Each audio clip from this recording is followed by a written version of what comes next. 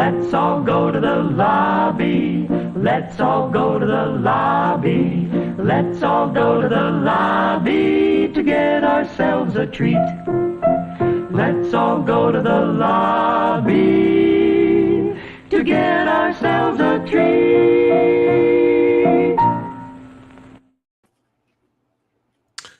Good afternoon, good evening, whatever it is, where you is. Welcome to A-rated B movies and B-rated A movies. It's been a little while, but we're back. Isn't that right, Script? Yeah, we're here on this wonderful Saturday early evening with a very special guest. Yes, indeed. We're going to talk a superhero film, and what better person to have along for the ride than Clobberin Times? Oh, thank you, buddy. Thanks for honored to be here. Hello, Script. Tom, thanks, and hello, chat. Good to be here. And we decided not to make it too easier on ourselves. You know, we couldn't pick Superman 1. That's obvious. That's too easy. Yeah. Superman 2, maybe even a little too obvious. We're going to give the argument here, and the person we're going to have to convince probably more so than Clobby himself is you guys in the audience, I'm sure, that Superman 3 is not as bad as you think it is. Or most people have said that it is. At least for Script Doctor and I, we hold it in a special place in our heart. Not so much like Clobby, but we'll get into all that. But let's do this in good fun, folks. I'm just going to say this up front. We don't need a bunch of just unnecessary bashing and screaming in the chat. We get it. Most people hate this movie. We understand that. But for some reason, Script and I don't think it's the worst Superman movie ever. Oh, no, that came out several decades later. Yes. We're not talking about Superman Returns either. No. Of course, we're talking about Man of Steel, but Steel. we know a lot of people love that film too, and that's fine. But we're going to talk a little bit about Superman 3 today, a film that came out in 1983, and of course starred Christopher Reeve and Richard Pryor. We're going to talk a little bit about how that all came to be too, but first, I just want to get everybody's kind of an idea of how Superman was introduced to you, your memories of the first two films, and then maybe your first kind of memory of seeing this film. So let's start with you, Claude, because I'm sure you were old enough to at least see the first two films in theaters and this one too, right? Well, yeah. So the first one in 1978/79, about 18 plus times in the theater, over and over again. Just couldn't get enough of it. 2 is one of my most saddest movie memories because I actually violently hate the Richard Lester theatrical version of Superman 2 so much so that this one, whatever my jokes or cracks I make about this one, this movie doesn't bother me. I even laugh at it. I think there's a few things I even sort of like. So I don't have any animosity toward this movie, other than obviously it was a missed opportunity to make a really good movie that they failed. But other than that, I don't have really a grudge against this one. But yes, as far as first exposure to Superman, it's always been tough to trace. I think mine is the early 60s Filmation Superman cartoon, and then later the George Reeves, Superman and Adventure Superman TV show and the Super Friends, that sort of thing. So, and then of course, comics. All right. Well, Script Doctor, what was your introduction to Superman and up to this film? I saw mostly in comic books first as a kid, because unfortunately, Super Friends and any of the Superman cartoons weren't in production or in syndication in my area until the Ruby Spears cartoons, which came a little later. So I ended up seeing Superman first in a comic book, and then Superman the movie on television, which was like huge for a kid. And there was I believe it was a marathon, 3 days back to back on City TV, which is one of the Canadian networks up here. And yeah, it was Superman the movie, and then the next showing the next day was Superman 2, and then the next one was Superman 3, and this was before the Quest for Peace even came out. But yeah, that's when I saw it. And interesting thing to note is that the first time I saw Superman 3 that was on television, it had a space sequence for the opening credits, but the actual movie itself, when I purchased it later when I was older, doesn't. The opening credits sequence are overlaid with the opening gag going on. And that was always interesting, I found. Yeah, the TV version is a bit different, Yeah. as it is with both of the first two films as well, because the Salkinds were famous for basically adding the hell out of their movies so they could make a lot more money off Yes. TV. Yes, I too script basically have a similar story to yours. I saw Superman and Superman 2. In fact, I think I saw Superman 2 before I ever saw Superman 1. And much like you were just saying, the second film, of course, opens up with that intro to the first film, so I was kind of up to speed already when that happened. But yeah, also same thing with Superman 3. The first time I saw it, I believe, was on television as well. And I had a similar experience to you, to where I don't think I saw that opening until... I'm trying to think if I had Superman 3 on video or not. I think it might not have been till the DVD, but I hadn't seen it on the video before that. Because I remembered that scene, but I also remember what you're saying, script, where it had the recap of the first two films in the intro. Oh no, there's no recap in the Superman 3 that I saw. It was just in space. It was all the silver stuff. It was just the stars. Or that's right, yeah. Going by, and it did all that. And then once it ended, you had the gags and the music that was going on there. Yeah. And Metropolis bit, right? Yeah. but then on the DVD, like the official home release of it that wasn't on broadcast, they combined that to basically short out right. 2 right. minutes. So you're seeing Yep. Clark Kent rip the newspaper out of the newsstand by accident, extinguish the lit. There was an added bit there with a kid and a seesaw and stuff too, and some other things though, yeah. Yeah, there's that seesaw, a kid on the seesaw gets catapulted into the trees. Exactly. Yes. Yeah. Yeah, and those are all on the DVD. Those extra bits are. But yeah, I forgot about that. Yeah, you're right. It's just a starry background with the same credits, but they're just on the front of that background. Yeah. Yeah. And that's just to pad it out by another 2 minutes, like you said. Because I think there was only like 20 minutes of deleted scenes they added to this one compared to the first two. But anyhow, this movie came around, of course, because of how successful the first two films were at the time. And famously, for those who don't know, Richard Donner, who directed the first film, also directed part of the second film at the same time. But when they went back to finish it, they took it away from him and hired Richard Lester instead, who in turn reshot a bunch of stuff and new stuff so he could be credited as sole director on it. But now with part 3 is the first time we've ever gotten a full-fledged Richard Lester Superman movie from beginning to end.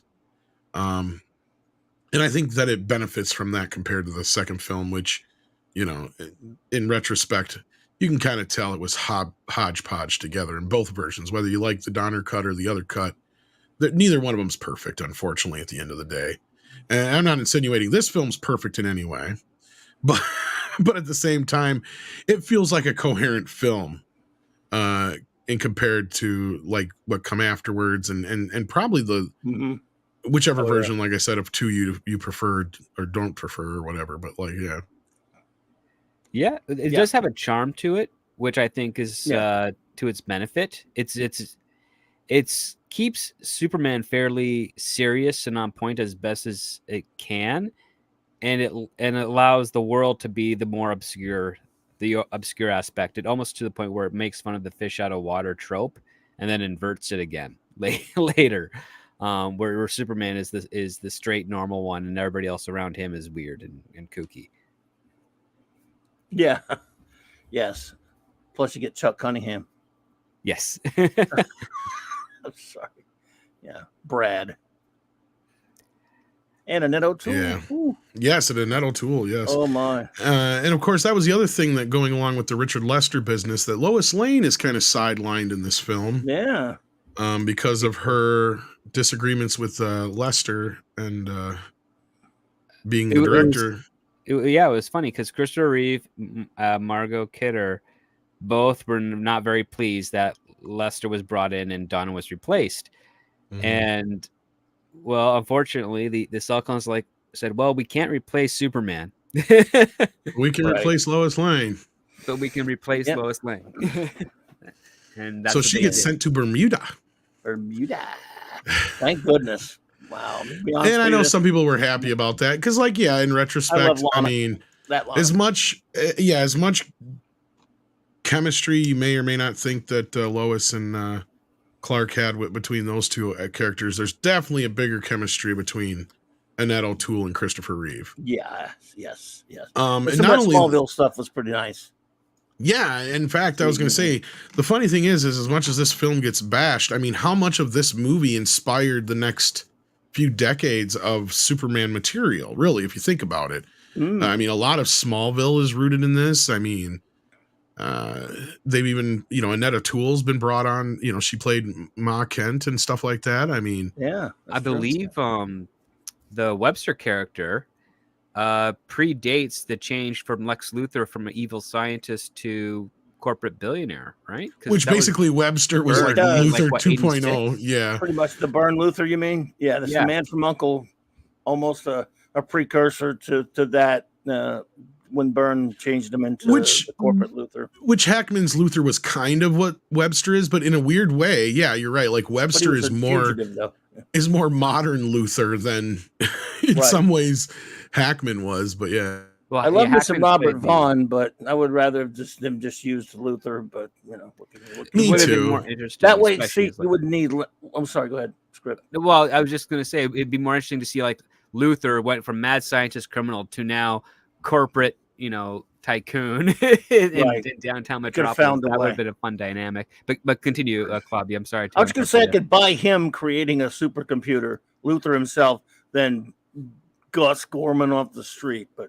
I know we had to have Richard Pryor, which anyway, go ahead. Well, it was playing into this phenomenon that exploded in the early 80s where there were people who just understood how computer programming worked, but they couldn't do anything else right. And they were trying to play in onto that trope as like how had those weird savants that were in their mid to late 20s that just clicked with computers. And then you had the kids that just picked it up like it was a second language, almost instinctual. And that's what they're kind of playing on here. But they also tried. I'm not even sure the term hacker had even been introduced into the vernacular. Not that I recall. No, when I saw this in the theater. So when we saw this in the theater, we didn't know. I mean, a couple of my friends who were with me knew a bit about computers, but we didn't really. We just said, okay, so all we were thinking about is that guy, computers. Considering the first scene of the film that he's in, he's waiting in line for employment. It's all right, dude, whatever. But it was a big whatever because it's Richard Pryor. That time the world loved him, and even though going into it, as Superman fans, we were like, I was running a comic shop at the time, and there was nothing, and people did not stop talking about this. Going, Richard Pryor in a Superman movie? What in the? Well, the funny thing is Richard's a huge, I mean, we might as well talk about that now. How did Richard Pryor get into this? Like you guys were just saying, first of all, at this period of time, Richard Pryor, Eddie Murphy, Bill Cosby, these guys were hot, they were huge at that time. And had Superman material. They all had Superman material, but Superman or Superman situations. Yeah. But very much so was Richard Pryor a fan of Superman. And what happened was is they had seen him on the Tonight Show, and I actually have that clip here if you guys want to see it. Where it came up, and this is the clip that got him this job. What do you go to see? Pictures? What kind? You go to see comedies mainly? Oh, I want to see Superman 2. Superman 2. That's what I'm waiting on to see. Really? Yeah. So did you see Superman 1? Sure. Well, this one, remember the people was in the glass? Yeah. Well, he goes and gets them. Yeah. And brings them back to Earth accidentally. There's 4 Supermans. I didn't know that. Yeah, and 1 Superwoman. Oh, it's going to be good. The previews are great. We sitting in there. Yeah, it's Soup! We'll be right back.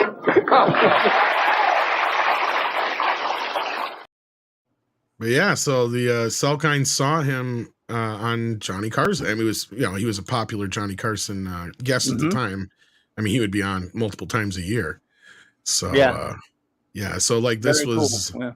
Just one of those things where they're like, you know what? Let's get him in on the movie. And so that was kind of the initial germ of the idea. Now, I don't know if Brainiac was ever really part of the plan or not, but you can clearly tell that the mega computer is based upon that. And there are some people who claim that he was featured in earlier scripts, but I've never heard anybody confirm that. Don't know. I don't know if Richard Lester, the Newmans certainly wouldn't know anything about a character like Brainiac. I mean, I'm speculating at that point, but you never know. You know, the Pryor thing that gets me about that is I wonder how.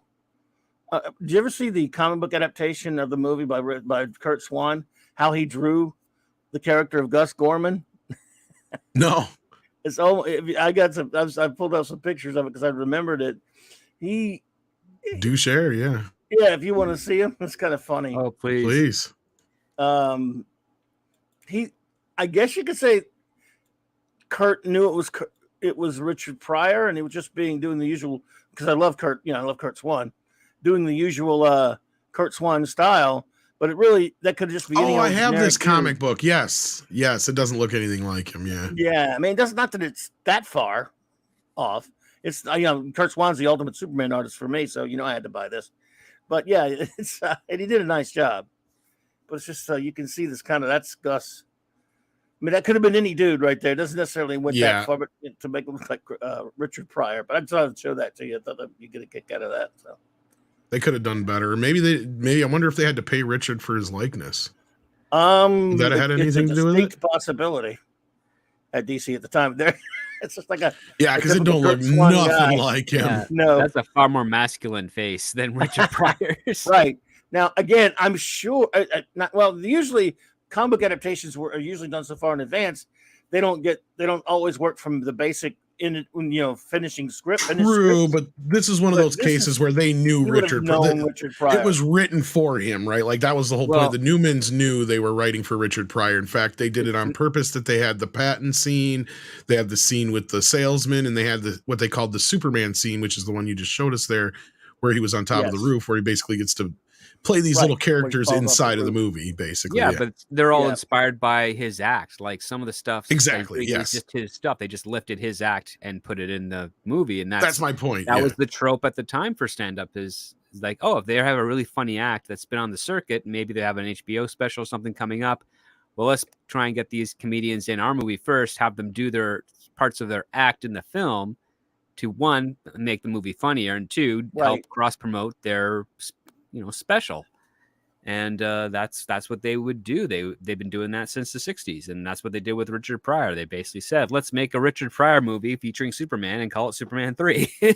Yeah, so they gave him the patent scene, they gave him the salesman scene, and the Superman scene is kind of like we'll call them the Fletch scenes or whatever. The meeting Webster scene where he's trapped behind the bar for a bit. Like they do a lot of gags. Well, yeah, as far as like typical Richard Pryor, but they were specifically talking about giving him other quote unquote characters to play within the movie, kind of like Chevy Chase did with Fletch later on. Kind of a similar thing. Like that was their whole point, was they wanted to have the little bit with him doing this and that and the other, and so like that was all kind of predetermined. Funnily enough, the only improvisation that I know of in the movie is one of Christopher Reeve's lines, and that is when Ricky asks him if he can get Superman's autograph for him. He goes, "If I had a nickel for every time." That was an improvised line by Christopher Reeve when he was walking. Oh, really? Yeah. And he says it so politely. He's like, "Oh, gee, I don't know. If I had a nickel for every time some kid." Yes, and that was the other thing, is Christopher got a lot of free reign in this movie. Because Lester said, he'd been playing the character for this long now. He trusted his instincts on everything, to the point where even if you've ever watched the making of, there's a great bit in there where you see Christopher nixing one of their the stunt guys' things. He's like, "That's not going to work." He's like, "Oh, it's not." He's like, "Yeah, it just ain't going to work." And it's one of the lift things they were going to use, and he just nixed the whole idea. It was down to Chris. So they let Chris dictate a lot of Superman stuff, and he also dictated a little bit of a change in Clark. He's like, I don't want him to be some buffoonery anymore, especially around Lana. He goes, because with Lois, and you can tell it's kind of a little different dynamic, right? Because Lois is obsessed with Superman and ignores Clark. And Lana loves Clark, loves Clark, but thinks Superman's okay, whatever. Like that's the different dynamic there. So with Lana, you'll see a completely different Clark. I mean, not a completely different Clark, but he's more suave, debonair, and Oh yeah, he had that whole scene where he's eating the dog food and he's just making fun of it because he didn't realize it was dog food, but he's leaning into it, and that's exactly. Lana Lang is like freaking out a little, saying, "No, don't eat that." And I love her bits too, because her whole bit is she's always gets distracted by something stupid. It's almost better than the shit they gave Lois to do in the first two movies with some of her crap. Oh I will yeah, say you it have a was great line when they're at the picnic and she's about to Yeah. confess her feelings. He's like, "My oil pan's leaking." He's I like, need to "What?" tell you something. What? My oil pan is leaking.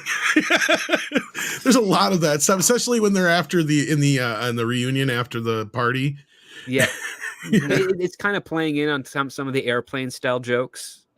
Just A little playing bit, on but words not. and stuff. It's But not it's as not. clever, but No, but it's also not as cringe in a situation like this. I actually found myself enjoying those bits probably more this rewatch than I have in recent years.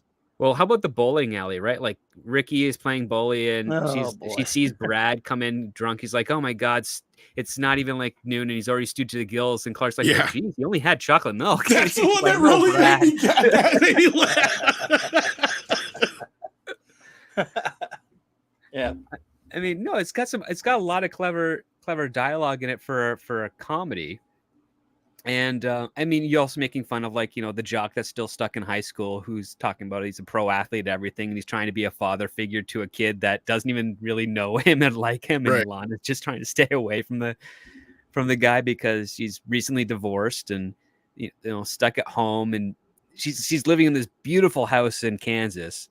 And what's funny is that at the end of the movie, she moves to Metropolis and she has to live in this really crappy hotel, but she's a secretary at the Daily Planet.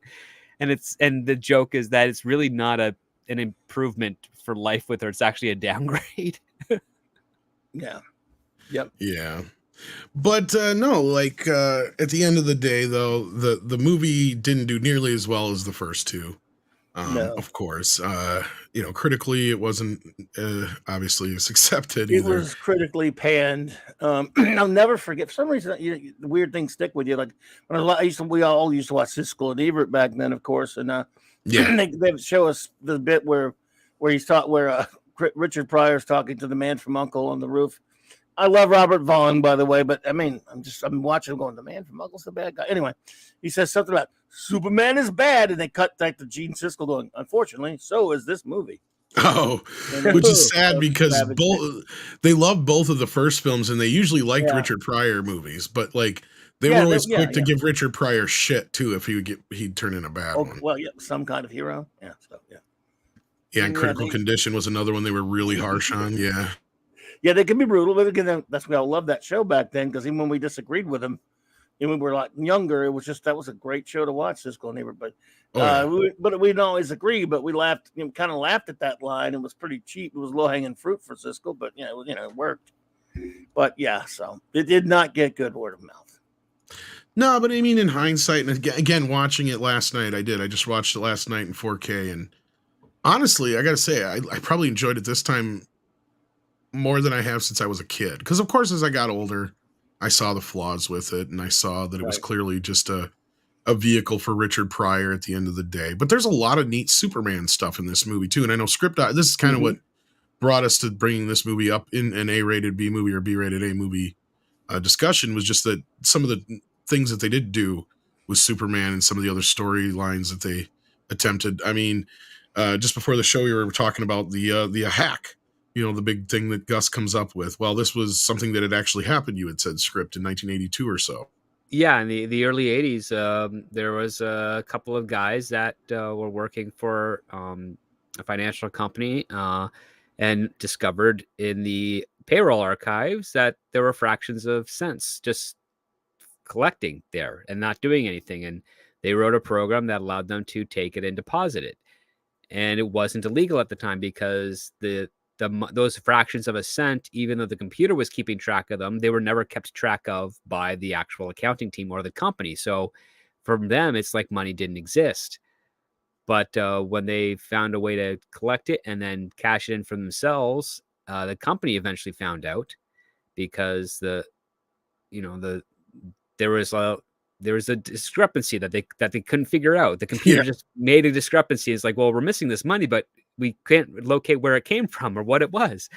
And an investigation occurred. They found out what happened. And technically there was no law saying that anyone working for the company could, if they've so much found fractions of a cent, could collect them all and then deposit them. So the law was eventually passed soon after, with regards to essentially cyber theft.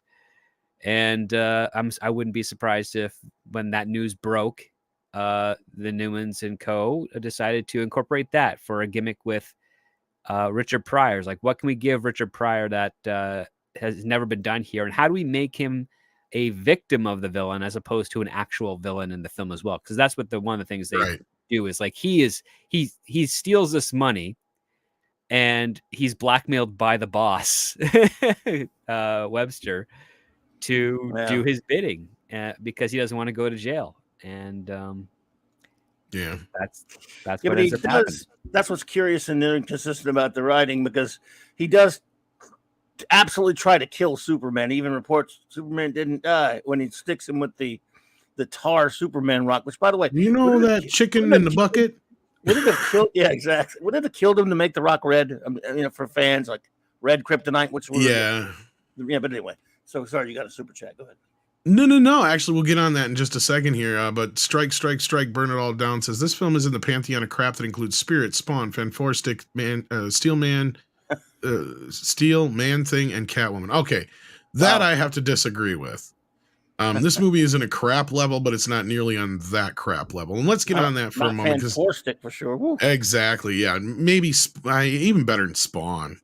No. There's a lot of good moments in here. So yeah, I mean. Well, not just that, but this is going to get us perfectly to this part of the conversation, because I was going to say is they do actually, going off of the whole Brainiac thing, they bring in kind of ideas that were introduced in the comics and things that they did use a lot more later on, and like one being the Kryptonite scene, for instance, the one that we have here on screen here, which I love this publicity still of Christopher Reeve giving Richard Pryor bunny ears. But yeah, but like, the whole idea of, I don't remember, you'll have to remind me, Clobby, if it was in the comics already established that other kinds of kryptonite will do things to Superman, or if this is the first time they actually introduced this idea. No, they're all basically, this is pretty much red kryptonite without calling it red kryptonite. That's what I thought, but yeah. Different types, like blue kryptonite just doesn't do much. They have different ones, like gold kryptonite removes his powers completely. There's blue, there's gold, there's red, there's white. There's all these different types of kryptonite that have different effects. But red kryptonite traditionally, of course, makes something weird happen to him for a short period of time. Like he'll act, in this case, act out of character. Other ones, well, it'll have physical side effects, like, mess up make him really big and fat, or make him really skinny, make him, just various Smallville really used this a lot. Yes, but red kryptonite had been around since the 50s and 60s. Yeah. Okay, so I didn't know that. Yeah. Yeah, and that's in this version here, they use a satellite to try and figure out how to make kryptonite by scanning where Krypton used to be. And because it's a funny gag because one of the ingredients is unknown. So that chicken in the smoking bucket, cigarettes, and he's like, it's got less tar. He's like, and they're always trying to figure out what the secret ingredient is, but they can't figure out what it is because it's a secret. Well, and it's then unknown. The line that Webster says over the phone, he's like, I ask you to do one simple thing: kill Superman. And you couldn't even do that. See, that's why I love Robert Vaughn in this movie. Because don't get me wrong, I love Gene Hackman. He's probably one of my favorite actors. But yes, Robert Vaughn is just so good in this.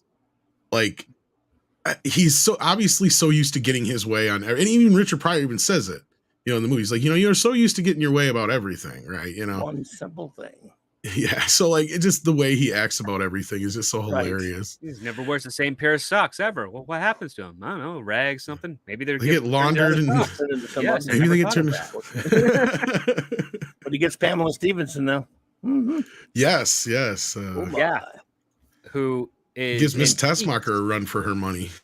My God, she is in peak performance. Like you see her on top of Statue of Liberty, and she's got these muscular yet feminine arms, and she's got all the height dress just highlighting all of her curves, and she's playing the ditzy masseuse therapist, but she's this really brilliant woman. She was having fun.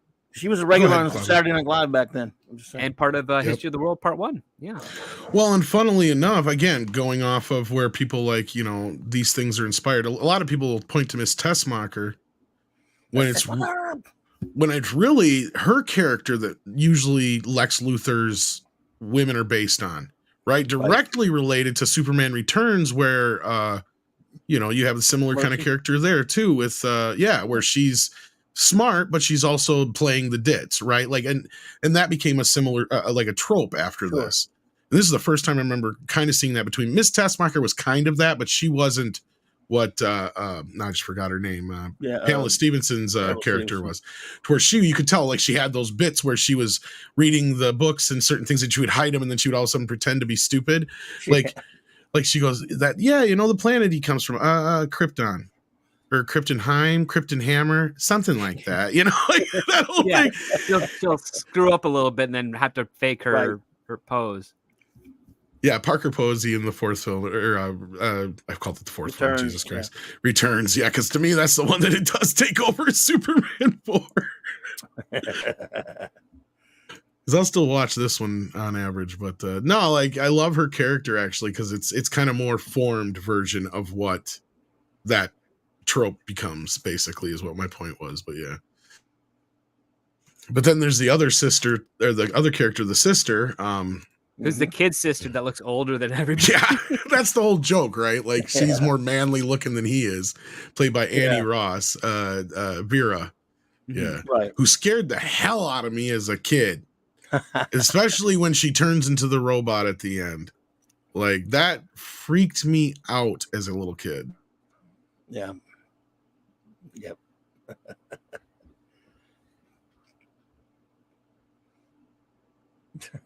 But anyhow, so was there anything that stuck out to you guys about the film overall in general? The fact that there was a lot of jokes in there that I never picked up on as a kid. Yes, this time I'm saying, as an adult.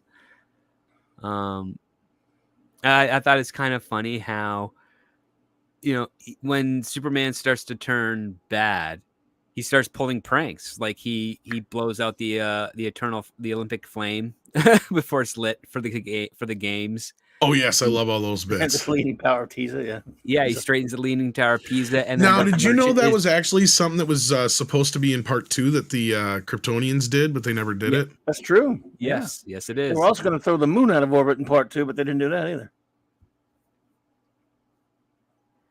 But I like the gag that the Italian vendor, destroys his merchandise and then flips off Superman. And then when he fixes it, he does it again. He just like casually with the brooms, like Giuseppe. And then he just hands him the broom and starts breaking everything towards the end of the movie.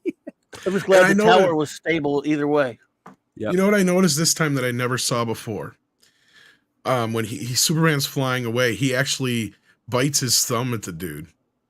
So I never noticed that before. I thought he was waving because it's so fuzzy in all the other versions, but in the 4K version, I paused it. Like he's literally doing the whole thing right to the dude. Romeo and Juliet biting the thumb and then gesturing off. Yeah, he's being an asshole, like big time. Not just that, but he's being a prick. And I love that bit. And that's my only other question I want to ask you guys now that you remind me of that. So when Superman fights himself, do you guys always kind of see that as something that's going on in his own mind, or like he's hallucinating it all, or is it something that physically manifests itself? Because that's my question with that scene. I would categorically state yes, it's in his head, even though he doesn't know it. I mean, so he goes to this. I mean, he didn't realize there were going to be some people there, but you notice how even when he's being bad Superman, it's just that he's being angry. He's doing some mischievous things, but he's not hurting people. One of the things that struck me when I was rewatching it a little earlier today was, if this had been Hack Snyder, and with let's say that he was given the same basic plot, someone uses red kryptonite or something like it on his version of Superman, and he goes rogue for a while, to use a mild word, he'd be running around slaughtering people. He'd be around throwing buildings and everything. He'd be around doing things at whim. Yeah. Yes, he'd just be doing horrible things. On this one, basically, restrained by his own morality. He was doing mischievous things, and he was angry, but he was angry at himself because this stuff. It was mostly turning it internally. He yelled at people. He could have just annihilated him with his heat vision right there. He flew away to what he felt like was a fairly remote spot to have this to resolve this inner conflict with him, which means there's still the Superman inside of him, and then it comes out in this dream, this manifests in this side of his head where he's this conflict. And is, you can say what you want about the technical aspects, about the way it was directed, how it looks. It's the best thing in the movie for me, because it shows it's a sort of a personification of the inner conflict between his good and his bad, and his good was restraining it all along, and it finally overcomes the sickness in his head. That's pure Superman. I mean, that's my favorite thing about the movie, that whole bit. I agree with you. That's my take, especially when he disappears at the end in his hands, right? Because that's the moment for me. Yeah, see, because like that's the problem with Richard Lester, and that's the only reason I had to ask you guys this, is because of the stupid shit that happens at the end of part 2, where Superman all of a sudden gets these crazy powers he never had before. Yeah, Lester's an idiot.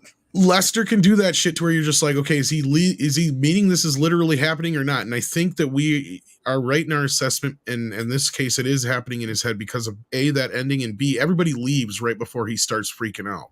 Oh, so this is all by himself. Yeah. Exactly. So there's no other witnesses to this. So I agree. I agree with you that this is all in his head. Yeah. In his head. That's my take on it. Yeah. The only thing that's kind of the only thing that kind of fights against that is when Superman flies away, the trash compactor that he breaks out of has a big hole in the back of it where he can't. Yeah. True. I think he might have been, while it was going on, he was probably flying all over the place, himself all over the place. Yeah, throwing himself all over the place. I think you could, again, not to make excuses. Fight Club before Fight Club. yeah, there you go. I think, not to make excuses, but I think that's probably, you could chalk it up to probably that.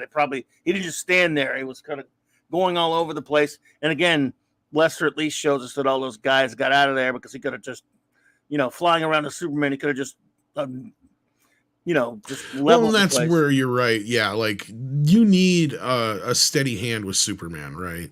Because I mean, even in his state that he was in, because I mean, clearly he wasn't completely out of his gourd. He was just acting selfishly, and like you said, and that in turn was probably internally making him hate himself, or however you want to interpret it. Indeed, yeah. But he was still restraining himself, which is Yeah, exactly my point. So he's still there, part and parcel, or whatever you want to call it, but like.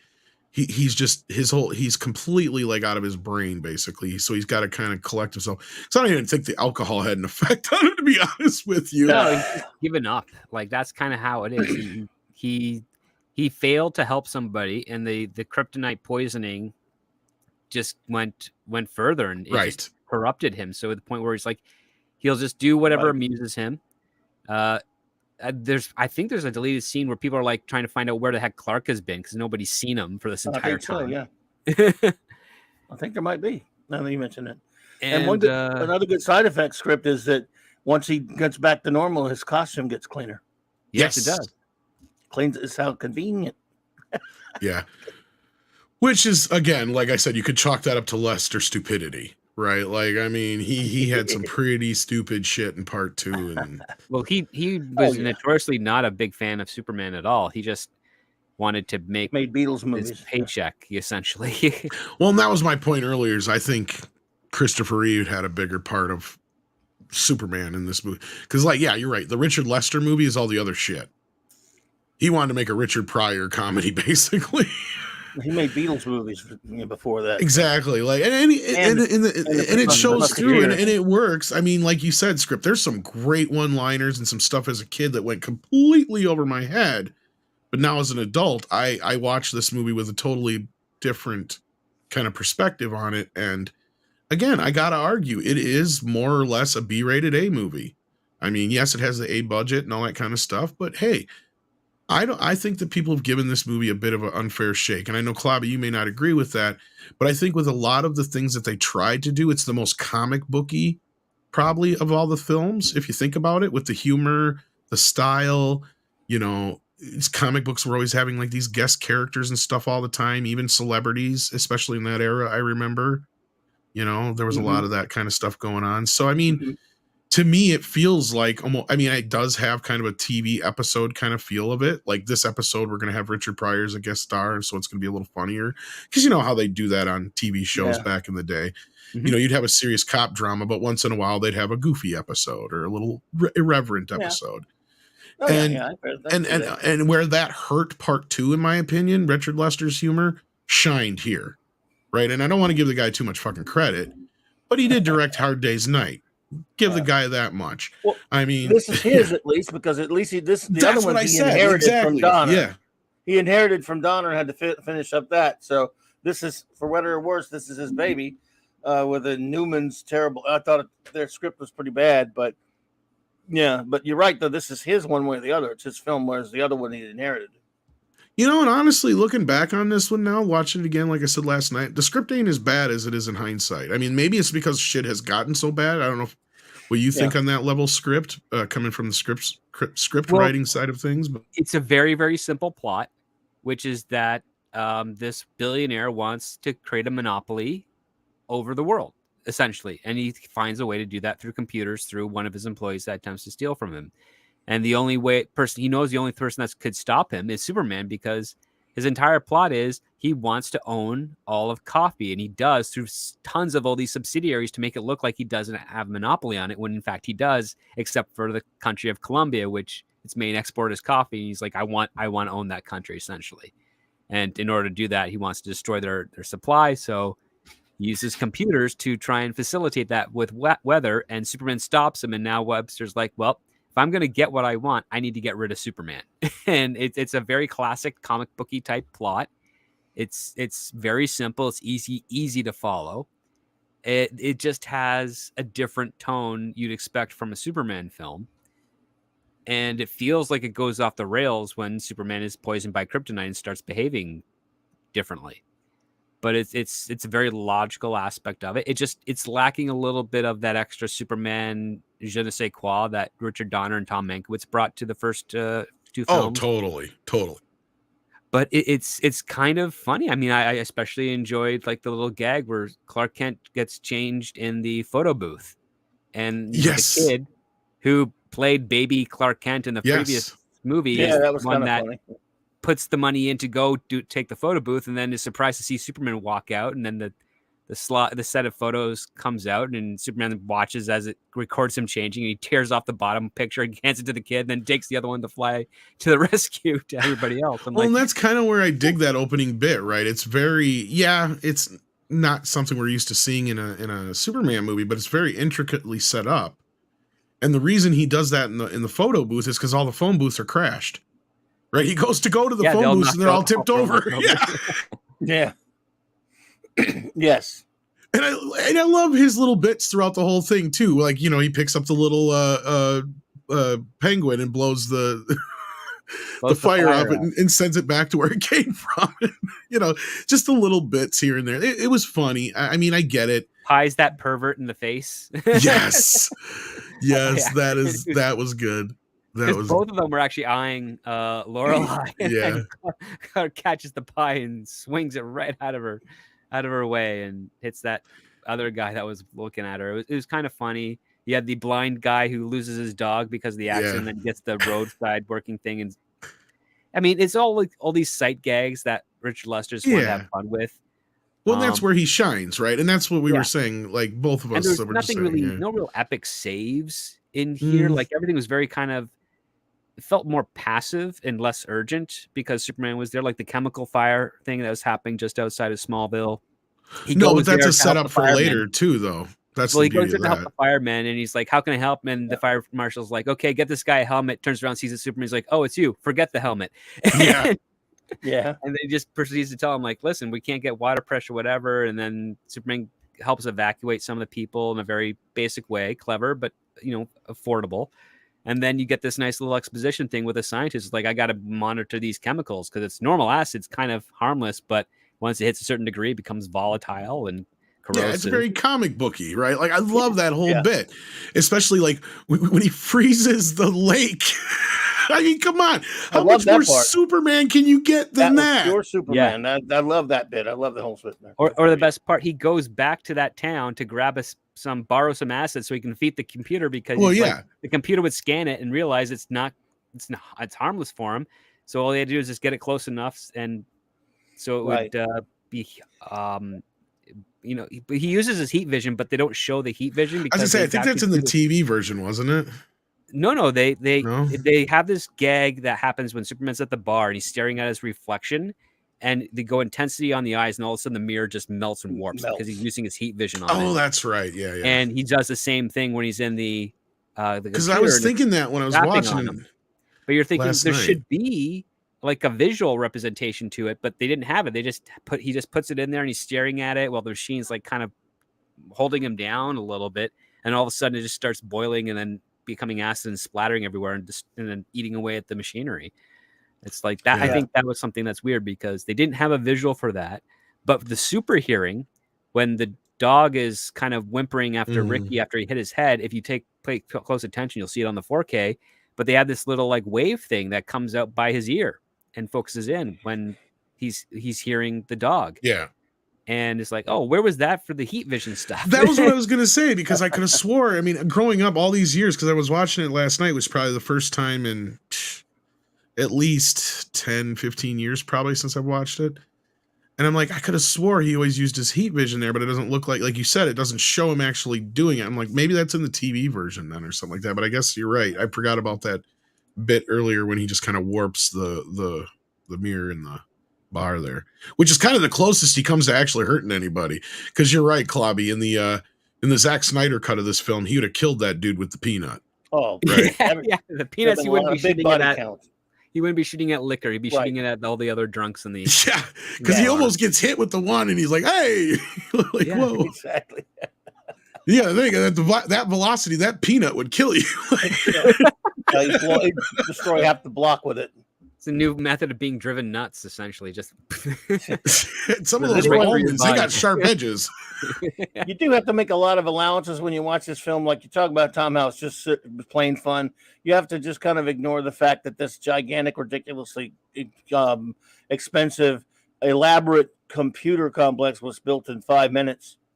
In the Grand Canyon or wherever. Again, very comic booky, but at the time as a kid, I never questioned that shit. But now as an adult, yeah, I'm just joking around about it. I'm making fun of it. Though. It's true though. You're right. Like we know so much more about computers now. Right. But it's ridiculous because even Gus makes the instructions on like napkins and candy bar wrappers. And now it's like then when you see the construction crew trying to assemble everything, they're looking at the exact same.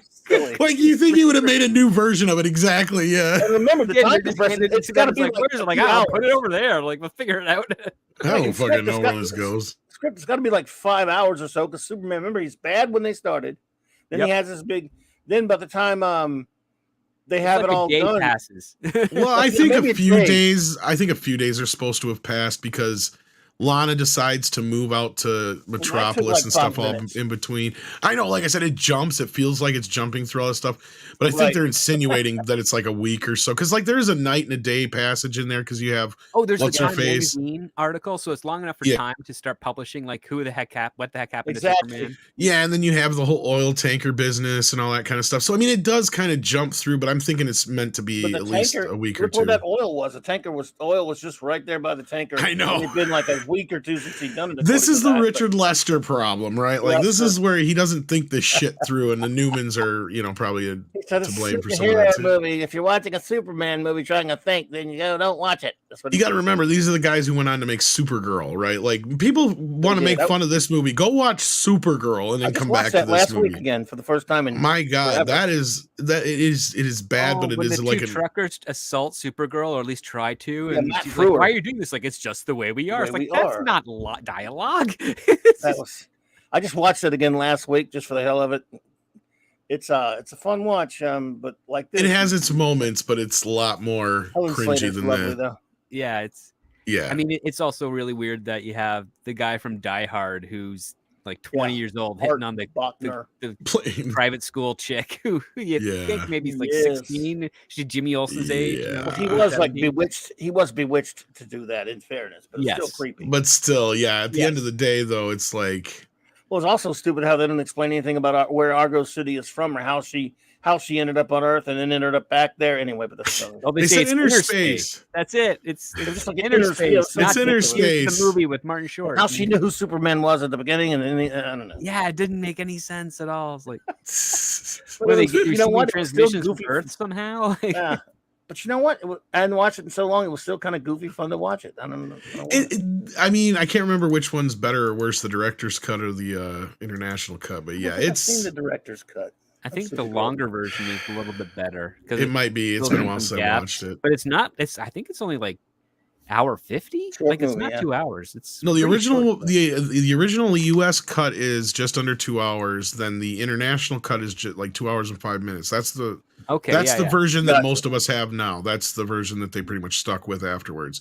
But then they discovered a longer version that they have that comes on a DVD disc with the Blu-ray if you buy it now. And it's like the 2 hour and 18-minute cut of the movie. And I haven't seen it for years. And it's all the same stuff. It's just extra, like scripts right. I think there might be a few things. But I mean, come on, the movie's already batshit crazy. Like, there's no way you can explain half of that shit. It would have been nice to have they ran out of money for like the demon special effects and at the end of it. how nice would it have been just to have Christopher Reeve make like a brief appearance? Well, he was supposed to be in it and he backed out. Yeah, he didn't want to steal the thunder for Helen Slater because he saw some of the test footage, and he's like, "Well, she's got to have her shot." And actually, the best scene in that movie is when she fights the invisible monster and uses the lamppost to collect lightning and then shoot it back at them. I'm like, that's kind of out of the comic books, and it's quite a simple one to do it. But didn't have too many. It would have been nice to have that one. But anyway, on this movie though, you got some cool scenes here. Like, there's a lot of great Superman stuff in this movie. Superman stuff. I mean, how they set up all those missiles from the canyon? Yeah, only in 20 minutes they got this. It's so ridiculous. With the Pac-Man sounds from the Atari game, no less. Yeah, and that was Atari because this is like '83. There was no other. Yeah, well, I think this was right after Warner bought them, so that's probably part of the reason those sound effects were in. Brad Wilson, that is, which is funny. Okay, Richie's the big brother. Here's one of the acronyms or anachronisms of the film. Okay, because the movie's supposed to take place in '83. And they graduated in 65. So they're, for some reason, having a reunion. Wow. In an off year. Go figure. And that was not who played Brad in the original movie. That's actually a picture of him when he's younger. Yep. There's Richie's Cunningham's brother, though. And the same thing for the rest of the scenes when you see young Clark. It's actually Christopher Reeve from high school. And same thing with Annette O'Toole. They're not pictures of the same people from the first film. But at the same time, whatever. It works. The bigger problem is, why are they celebrating? Do they do it every year or what? Because it says 65 on the poster. It's like either the 10 or 20 year high school reunion or something of that nature. Most of them do 5 or 10 years. Yes. I wonder if anyone asks, "Hey, so Clark, what were you doing that 12 years you were missing?" Nobody does. They passively mentioned that Ma Kent passed away off screen in this one. Yes, they do. Yes, they do. Yeah. But yes, I watched it last night and I seen it specifically said 1965. And my first thought was, why the fuck are they doing that? And then I looked it up. And for 12 years, remember? I'm not. And there's that too. Yeah, he's gone till he's 30. Basically, he comes back. Fortress. Oh, yeah. Yep. Yep. Yeah, for those who don't know, he's in the Fortress of Solitude for all those years learning from Dad. That's the inclination there. And they do kind of address that. So yeah, they bounce around with these pictures, sorry, but yeah. Good old Christopher Reeve. You can't look at that. What the hell is this? 166.30. Oh, where's my other check? We're supposed to get $285 a week. $225 a week. Yeah. Oh man, this scene though. This is one of the best scenes in the movie. Yes. You like the bowling ball thing? Yes, I did. I do. It makes me laugh every time, especially because of Brad. Brad comes over the thing and it's all it's pure Superman, right? Like it's the kind of thing you'd see in any Superman cartoon or show or movie or comic. That's what the weird thing about this. I mean, people do jump on it, but it does have a lot of very Superman and Clark moments. Yeah. Annette. Yes, she is hot in this movie. Good Lord, man, I love her.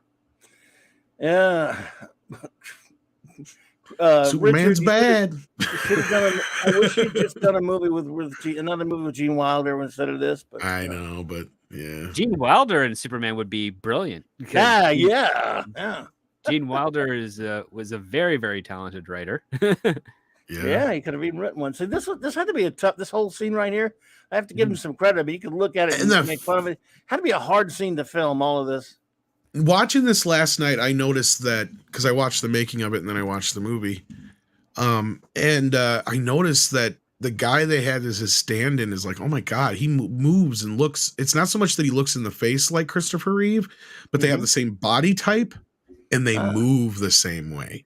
I think it's this longtime stunt guy since it's very flawless. Like this is one of the best. Like this is, and you got to remember how many years this was before Back to the Future 2, right?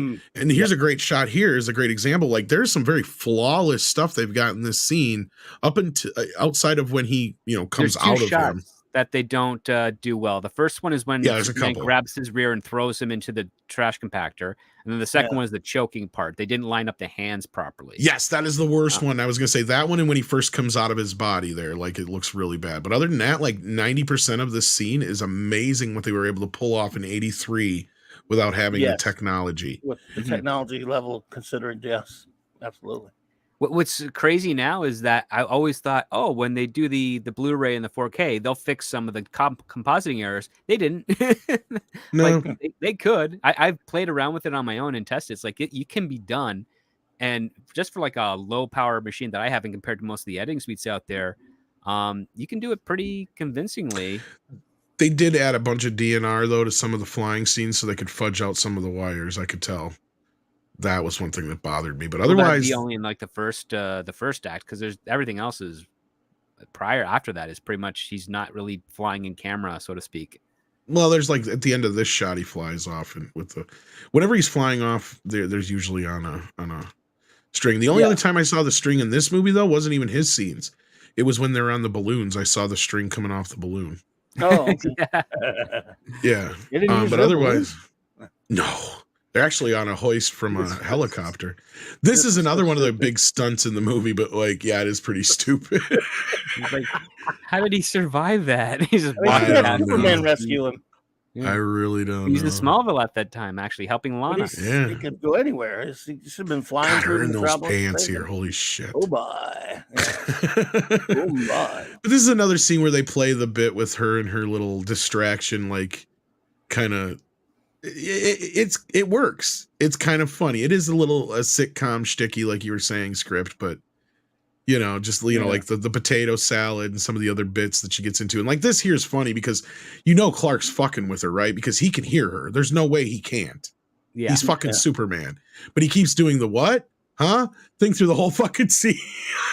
Yeah. Oh, and when he's trying to like pull down the streamers, he's like, "It's easy. Just give it a little tug, and then it snaps instead of pulls down." Got this very good sight gag.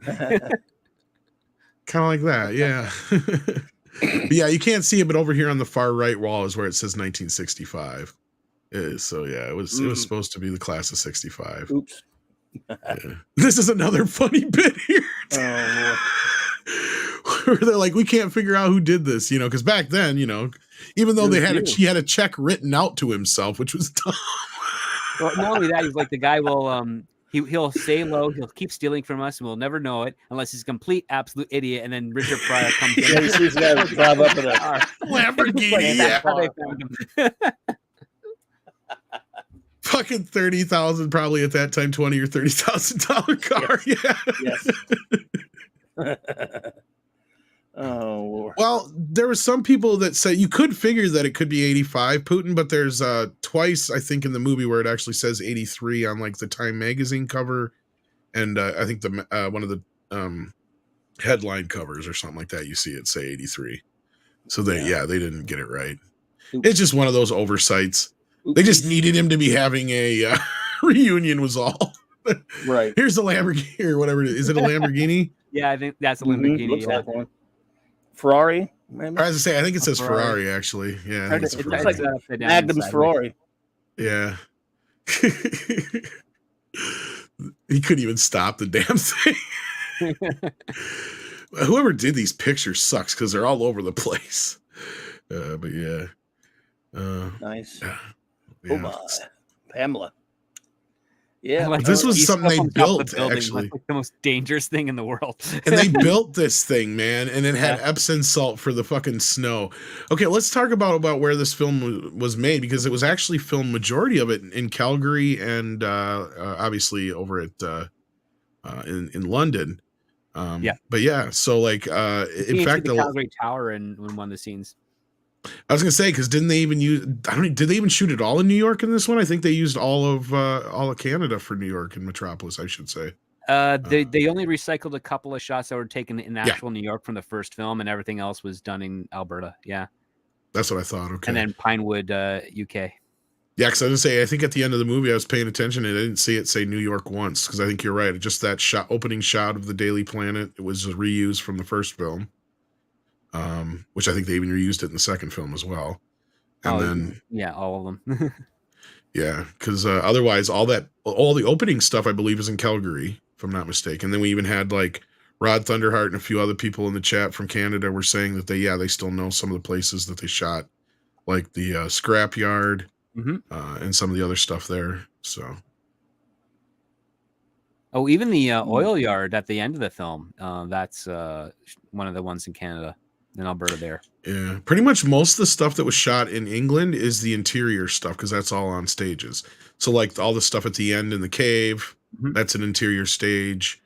I don't think this is a composite shot, because I know they built this whole slope thing. I don't know if it was on top of a building though. This is probably a composite shot here. Yeah, that looks. But it's like really good if it is. It's really well done. Yeah, like if it's a composite or if it's a really effective matting, like it's very good and convincing. This was another bit that always made me, even as a kid, made me laugh. Yeah, that's fun. That lady right there was Sandra Dickinson, Peter Davison's ex-wife, and she was in Hitchhiker's Guide to the Galaxy. Okay, yeah. Julian in Hitchhiker's Guide. Okay, yeah, I kind of knew her. And that husband reminded me of Captain Kangaroo back in the day, just because of the really quick hair and the mustache. I love that though, when he opens up the bill and it's like $100-some thousand, and he rubs the grapefruit in your face. Oh, something about her. She was in Supergirl also. She keeps popping up in. Was she okay? Supergirl for a second, like 5 seconds. I only know her because I've watched Hitchhiker's Guide, the real one, the BBC one. Yeah. So many times, you know. Yeah, I've got that on Blu-ray actually. Yeah. Yeah, I love that one. This is some cool bits here. Now this is probably the closest we'll ever get to Brainiac. Oh Lord! I mean, that's a gorgeous looking set. Have to admire the details they did. The amount of money they put into it, yeah, probably. Yeah. That's where the bulk of the cash probably went, right there. Funnily enough, this is the first Superman movie that Christopher Reeve got top billing. Yeah, that's true. Because Gene Hackman did for the second film. Yeah. Even though he didn't even show up to shoot it. If he'd been in this one, would he have gotten it this time, I wonder? Or would have been no way. Gene Hackman would have got it. You think? No. Yeah, could be. Gene Hackman would have got it. Could be. Actually, I think it wasn't until Superman 4 that Chris got the billing above Gene Hackman. Yeah, that was the first time. I think you're right. Yep. An outrage. No, I'm glad he did. But the man from Uncle. Whoa, that's a nice shot. Yes, it is. Oh, it just cuts it off there, though. Welcome back, class of 19. I love how they managed to get a Beatles song in this movie at the time, though. Damn. Yeah. They kept it in all over Beethoven, right? Yeah. All this time, yeah. Here's the scene where he missed the truck. Okay, here's something that I wonder, because you two guys know Michael from Retro Blasting. The guy in the orange vest here, when he speaks, does he not sound exactly like Michael sometimes? I'd have to go back and listen. But, I would have to. I just watched it today, but I didn't think about that. Yeah, we should have asked Mike if he wanted to hop in on this. Mike would have been. Yeah, he would have been interesting to ask, but I should have. I'm sorry. No, it's kind of late now, but yeah, I just didn't even think about it. I'm like, shit. Now I just thought about it. Yeah. I guess I didn't think about it. I just watched it again today, but I don't know. Yeah, here's where shout out to Michael if you're out there, brother. Yeah. Boy, they just bounced all over the place with these pictures, though. Yeah, it's IMDb for you. It's a pretty cool practical bit, though. Here they do. Though. Yeah. Oh yeah, they dropped that truck real. Yeah, from a real fucking bridge. Yep. This was Which another was bit cool. that made me wonder, like, where's the water going from the fountain? Cut to I a don't guy know. in his office, all of a sudden water just drips on him. It's like, what the hell? That is still kind of cool in a James Bond kind of way. Mhm. Yeah, it's a very James Bondy, and you know that's didn't Lester work on a couple of Bond films too? I don't know. I don't think so. Did he? Or no, am I Ringing a thinking bell. of no? Okay, the other guy who was originally supposed to direct the first film did. The one who couldn't because of tax reasons. I can't remember now. Oh, Shit. Before they got Donner. Lewis or whatever they got. Jesse Lewis. I I don't can't know. remember now. Never mind, I got them mixed up. Yeah, this is the other bit you were talking about. It was kind of funny. Yeah, This is another was thing. like- What would have been going on in 1983? No Olympics. 82, Oh, I think there would have been. 82 But- and 84 would have been Olympics. And they yeah. shot this during 82. Guy but Hamilton, yeah. is that right? Boardman? Yeah, he Guy directed Hamilton, Bond. thank you. Was he Yes. supposed to direct it before Yes. He Donner? was initially supposed to direct Ah. the first film. Yep. Now, it's one thing for British guys to play characters, but only a rock solid American like Richard Donner should be directing a Superman movie, which is why Richard Lester was just totally wrong. Kidding. But they always say that about us, like Americans shouldn't touch Doctor Who, which is true, by the way, but still. I don't No, know. I you're- think there's a couple American filmmakers or writers out there that could probably do justice to the Doctor, but I I completely know. I understand what agree. the ownership of it. No, But you're fair right, is fair. Clobby. But in that second film is where Lester's bullshit shines through the most. Like, a lot of people give this movie shit, but I'm like, watch that fucking scene from the second film where they're in the little town. That is one of the most horrible scenes in cinema history.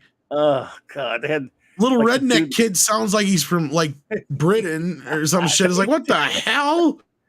That's my Oh, dad. man. Put him down. It's like, what the? And since that when do they reporter- have that power? Right. Yes. And well, they got a lot of the Donner movies also have a bunch of British actors doing American accents. A bunch But of he was them. smart enough to have them overdubbed. Right. He did overdub some of them. Yeah. I mean, The it's got second film, there's Ratzenberger's no in 'em. excuse. That Yeah. is one of the worst scenes in Superman movies ever. I swear. People go back and watch it. You probably forgot how bad it was with the really bad helicopter crash and everything. Yeah. in that town of Houston, Illinois, or whatever it was, or Houston, Yeah. whatever. Well, Yeah. they dubbed the general. Yes. Answer only to the president. Yeah, they Yeah. got but they didn't dub the kid. No, they didn't. Who British you don't know redneck. if it's a boy or a girl because it's very ambiguous. But Right. then It they is have horrible. Then they have that cop, the chubby redneck cop. Right, who I Clifton think was in James, 2 of the Bond films. Yes, that's Clifton James. He was Cheers Pepper from the 2 Yeah. James Bond films, Live and Let Die and Man with a Golden Gun. Yeah, so he was. Oh, okay. So they didn't even do off-year Olympics until 94. Thank you, Shadow Chaser. I was wondering about that. So remember, they were only a big deal only a couple times in the 80s. And then in the 90s, it changed a lot. They were all the time in the 90s. But They like, just said, screw it. They're Olympics for the purpose of this movie. We have an There's a- Olympic event. we're Just having happened an to happen Olympic event. right today. yeah. And then Beta SSL says, I grew up with this and Superman 2 tape from TV, and the TV edits are so awesome to me. Reeve showing his ranges as evil Superman is amazing. Yeah. Yeah, that at least they threw the deleted bits on the DVD in the very least. But yeah. Superman 2, I prefer the Donner cut. I just wished we were talking about this before the show. We just wished you to use the TV ending instead of the Earth turning it back. Yeah, the TV ending's hysterical. You got the North Pole Police taking away Zod and them, and Lex Luthor trying to convince Superman to be a boxer called Kid Krypton or something. Yep. Hear me out, Kid Krypton. Mega J says, I wonder what Donner thought of Superman 3. I am willing to bet he never watched it. Because he said he had never watched part 2 either. Oh, really? Yeah. So, and the thing is, that's what he would say anyway, because he wouldn't dump on anyone, even if he didn't like. He wouldn't dump on another director's work, so he would probably wouldn't. In say fact, much. I don't remember if it was Robert who Robert told me what? this. I think it was Robert who told me this, or if somebody else did. If not, I apologize to Robert. But during the scenes where they would have to use, because when they were doing the Richard Donner cut, he wasn't actually doing the physical cut. Another guy was actually doing the cut. I think it was Right. Robert who told me this. But so the guy, he would have Richard come in once in a while to check everything down and everything like that. But the one time Donner refused to watch shit or would even be in the room is whenever they had to use scenes from the Lester cut. Wow, really? Yeah. I remember hearing that too. And that's a lot of Yeah, it. he too. was. A lot of it He is still just. wrestler cut. Yeah. He never wanted to see it. He didn't want to see any of his fucking footage, is what I was told. Now we know what he thought of this one because he But probably they didn't watch had this to one either. use. Yeah, that's what I was saying. So I doubt he's ever saw it, and what little footage they had to use in that version. But yeah, it was even alternate cuts most of the time anyway. So. Which sucks because his version, I think, is stuck with that stupid scene in that city because of how the movie runs. You have to have it or whatever. But like, yeah. Right. Yes. I think that in that case, he probably never watched it. But if he did, he wouldn't come out and bash it in public. Right? No. He was always more of a classy guy than that. Juan Carlos Gonzalez Jr. says, thanks for this, guys. Really enjoyed it. Does anyone remember The Toy? Yes. Oh yeah. I really enjoyed that film when I was younger. Don't know if it holds up. You know what? I haven't. I haven't watched it though since I got it. And that's Richard Donner film too. Go ahead, Clyde. That's what you're gonna say. Jackie Gleason and Richard Pryor. It's okay. It's got a heartfelt relationship between father, son, and Richard Pryor and the kid. Yeah, I remember it being pretty good. But I it's been visited the years. set of that movie because it was filmed down here. In fact, Oh, really? it was filmed all down here in Baton Rouge, and they filmed it all over Baton Rouge. So I got to go to the set one day, and then I got other friends. I mean, there's in one of these Baton Rouge Facebook pages, they show all these different locations with Jackie Gleason and Richard Pryor filming in different spots and stuff. Yeah, so, crazy. But as a movie, and then two of the greatest people ever in Hollywood history, Jackie Gleason and Richard Pryor. Yeah. But as a movie, you'd think that would be gold, but it's all right. The Kid from Over the Top too, isn't it? I think so. I think because he was in a lot of things in those few years. Over the Top, the arm wrestling movie. Yeah, I think that was the same kid. Maybe it is. Maybe I'm wrong, but because it's been a long time since I watched it. So I actually just got it here last year because I got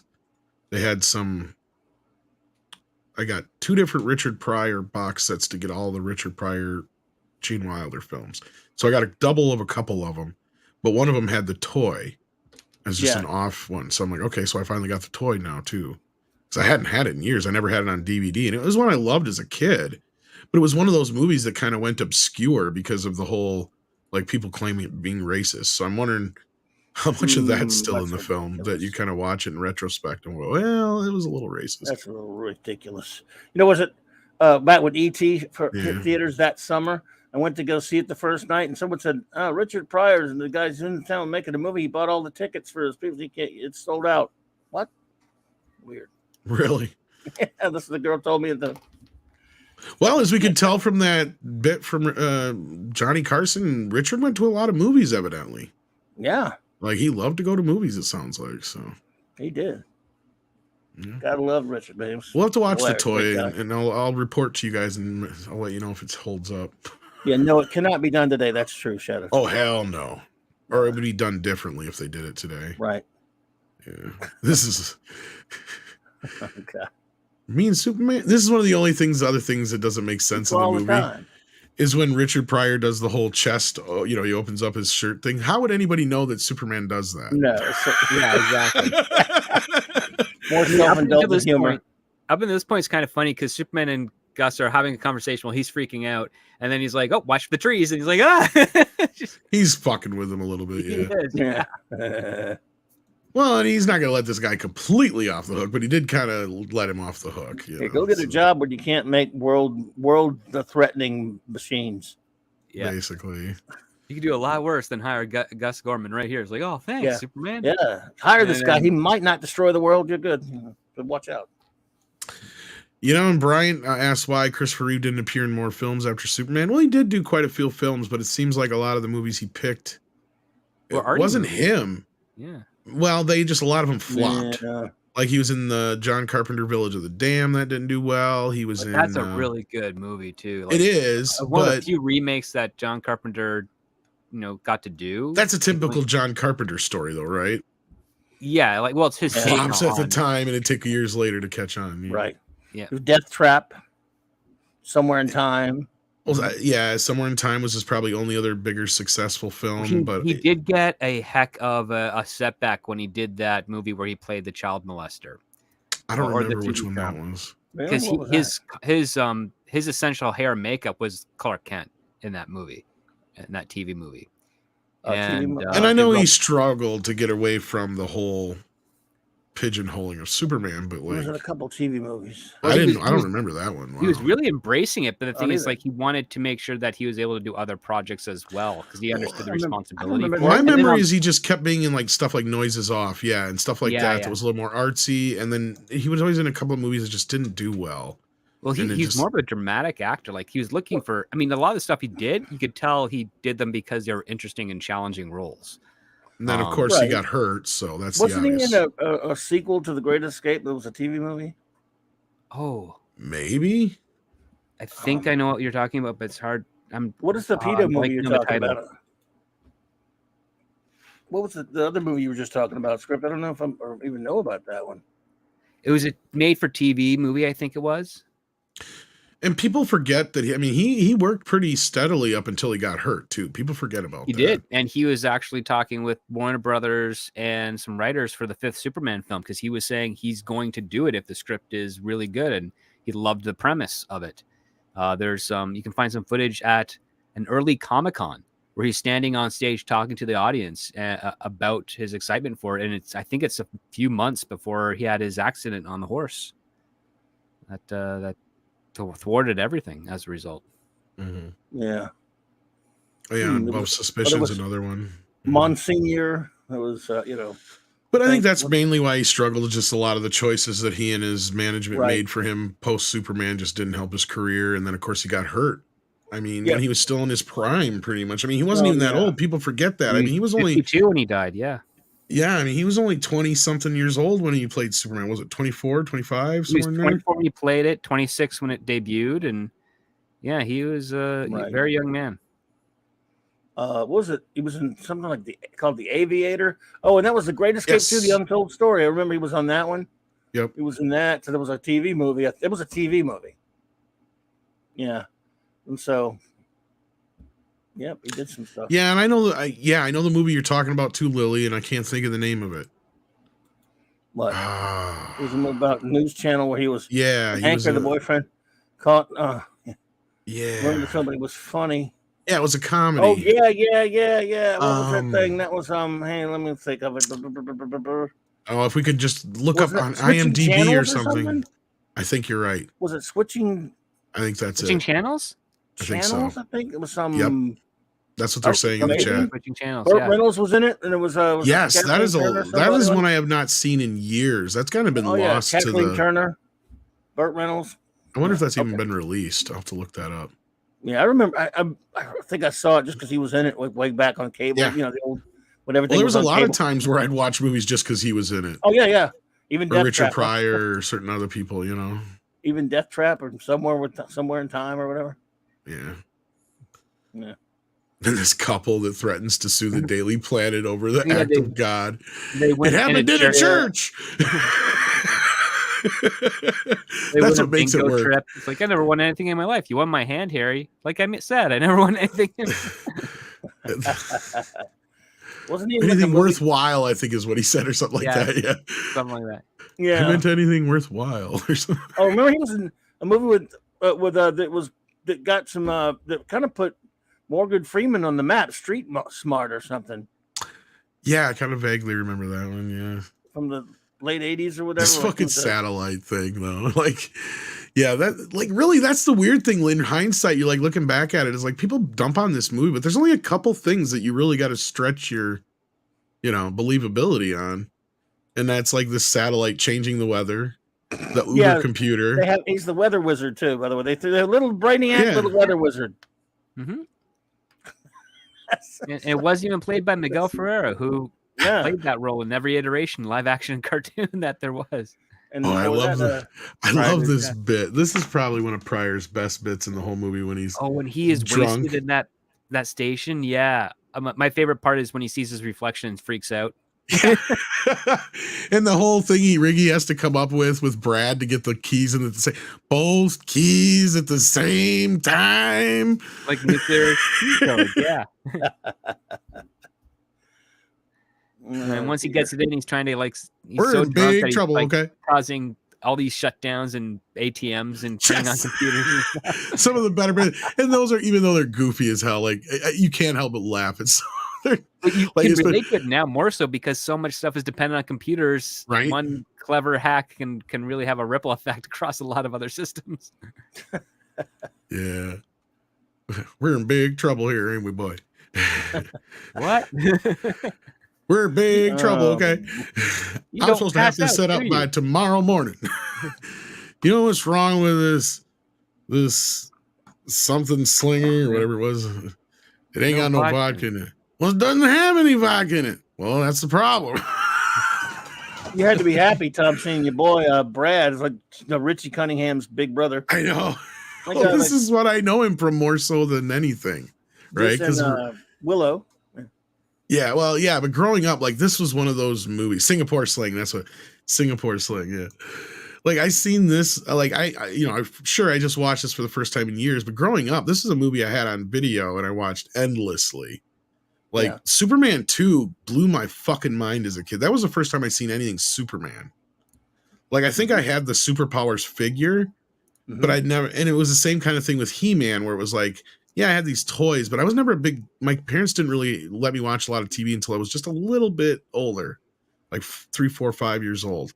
Then they would just start to let me watch things like Sesame Street. But then one night, I remember my mom said, "Just wait, there's going to be a movie on TV tonight," and it was Superman 2. And it blew my mind. Like I remember the whole, like it's one of my few vivid memories as a kid, just seeing that opening, you know, the recap of the first film and the music, and then the scene when he turns into Superman and goes to save Lois in Paris. Like all that stuff still in my memory burned. And it was just like, oh my God, that's Superman and he's real. Like to me, that was real. Mm-hmm. Yeah. Like that was really real. Like nice. It took me a couple of years after that to really realize that shit ain't real. Like I said, I eventually got to Gremlins and that freaked the hell out of me. So my mom's like, all right, we got to do something about this. And famously, somebody sent me the book, believe it or not, in the mail. And I don't think it has any relation to the story because I didn't tell it till after I got it in the mail. But yeah, we went to look for a making of book, and they didn't, of course, have anything like making a Gremlins or anything like that. But what they did have was that old kids book of the making of Star Wars, the young reader book. So it started there. It was like, that's how I learned about movies and how they were made. Because I mean, I was aware of Star Wars and stuff like that at that point, but like, yeah. I think they even had a making of Superman one, to be honest with you. This is one of the bits here. Yeah, this was ridiculous. It's ridiculous, but then again, like Script said, it's almost plausible now. Like if somebody wanted to do this, they could. Yeah, now you could. You can do that in Europe right now because I think all of their traffic lights and signs are basically digital computer screens as opposed to, you know, default just, you know, glass. Right. Just a glass thing with the with the light behind it. He could have toned down some of this kind of ridiculous stuff, and it would have been better for the movie. I think, personally, but you know, just a minor complaint. Lily Von Stoop, did I try to fly? Because I did. I'm gonna quote Dave Chappelle and plead the fifth. I may or may not have broke my nose. Actually, I slipped. Damn it. Oh, then you have like, you know, when Webster controls all the gas, you have the people waiting in line to get gas, and then people fighting and the dumb fight scene. The woman climbs is like, someone called the police, someone's beating up my husband. He's like, that's the third time this week. I don't know how well, I mean, maybe, but like at that time, wasn't that kind of like shit that was really happening with the gas shortages and shit? Of years earlier, it was like within 5 or 8 years. A lot of years earlier, I remember it, the energy crisis, they called it back in the mid 70s. So it wasn't unprecedented, but at that point it wasn't happening. No, but it was trying to make a point. But like people knew about it. It was in people's collective memory, if that's what you mean. So. And also that scene, as dumb as it was, did serve to show. It showed them finally, because I'm watching that scene again for the first time in a while. I'm like, what's the point of this? Oh, and then it moves over and there's Gus eating in that place. It's like he's starting to look at what he's caused. It's that was a character scene for Gus to see, oh, look at this bad stuff I'm doing. Maybe doing bad things isn't so nice. Yeah. So, there we go. I finally got it. Welcome back, class of 1965. There you go. I remember it being bold as day. 1965. It's like, wait a minute, that don't compute. They fudged this, and there's and we see now, and it brings it up when I said it how long ago. God, she looked good in that outfit too. Yes. Yeah. No, he just scream. My costume's dirty. You know what's else is funny is I don't know if you guys noticed it or not, but it was almost like he must have had to have his hair dyed or something every day, because then in this scene you can see some of his blonde hair. Yeah, I thought it was his blonde hair. Gingery too. He's weird. Yeah, because he had like red gingery hair. Yeah. Basically, I think the way he looks in yeah, was that what it was? Okay, that's probably why. Because like I know they did that for the audition, but I didn't know they did it for the show itself. Yeah. I figured they just dyed his hair for the show. Sometimes they dyed it, sometimes they used a wig, depending on what they had needed from him. Here's Tom having a brain fart moment. I'm glad this shot came up. I'm sitting here watching the movie and I'm like, God, the CGI for that helicopter looks really good. That's a great CGI back then, man. It's like, oh yeah, duh, I'm watching a movie that was filmed in 1983. Well, technically there was some CGI existed, like the Tron. Technically, not like there. But no, like it just that's how programmed I am now. Yes, of course. So when I see things like that, I was like, oh, that's a nice shot with that helicopter. It's God, that CGI looks good. Oh, never mind. It's like, what the fuck, Tom? You idiot. No wonder it looks good. It's freaking real. It's real. Or Memorex or miniature. Yeah. Now look at those computers, boy. Whew. Yeah. State of the art. I love this thing like that lady's like, well, what if you want to do two at the same time? You can't do it. You just simply can't do it. He just ignores her and walks away. And then Gus is over here just fucking. I think I did that. It's like, how the hell did you do that? I don't know. I just told it to do that. That's true, Action Com. There was the Genesis sequence scene in track 2 was also computer generated. I believe the stuff at the end with the video screen is actually technically computer animated as well. Could be. Probably. I believe the shot of Superman when it shows his body and spins around in 3D, and also when they're doing the missiles, I believe that's all technically computer animation. But yeah, yes, very low key, but yeah, by today's standards. But it's funny. I was watching the making of this, and on the other side of the camera here that we can't see, there's like a whole parking garage full of people watching this shit happen. Like that just shows you how popular these movies were at that time. Like, oh yeah, you know, they knew the new Superman movie was filming, and they made sure they were there to see it. It was just amazing to see that many people watching that shot being, and compared to like today, you know what they do with. You know, that was the other thing too with the trailer in the beginning of this. Like I tagged the trailer onto the beginning of the show, so if you jumped on before we started going live. Oh yeah, that's right. I'd like to give you the whole movie in the trailer.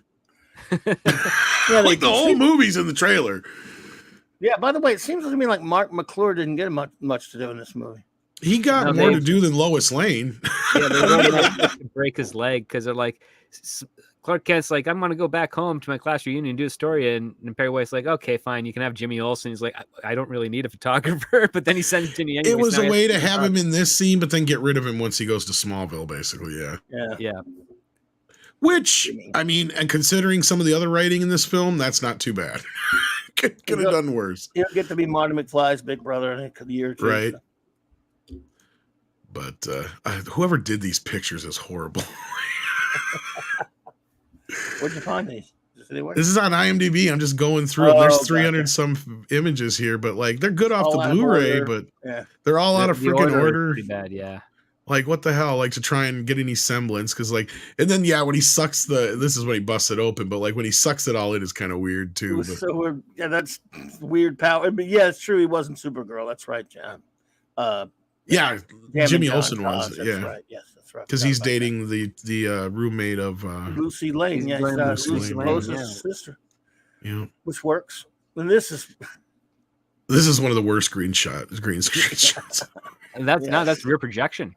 Or rear projection. That's probably why it looks so bad. That'd be why. Yeah, that makes sense. Oh, look at that! Look at the foreground back there. But yeah, this is what you were talking about here, where it still shows the hole in the hole that he busted through. Yeah, this is a great shot, though. Again, just Christopher Reeve knew how to work that hoist. I mean, one of my favorite stories is a Richard Donner when he says the first time he saw Chris fly in the full suit, and that's the the shot. We first see him in the Fortress of Solitude, the first movie. And the initial thing was, they lift him up and he was just supposed to fly over the camera. Well, Chris somehow banked his body to where he does that swoop right in front of the camera. Nice. That wasn't planned. That was all Christopher Reeve and how he had used his training in dancing. And I believe, didn't he take ballet or something like that script? Yeah. I think so. Well, he was a Juilliard student, so they had to do all sorts of stuff there. So he should have had a lot of the basics down easily.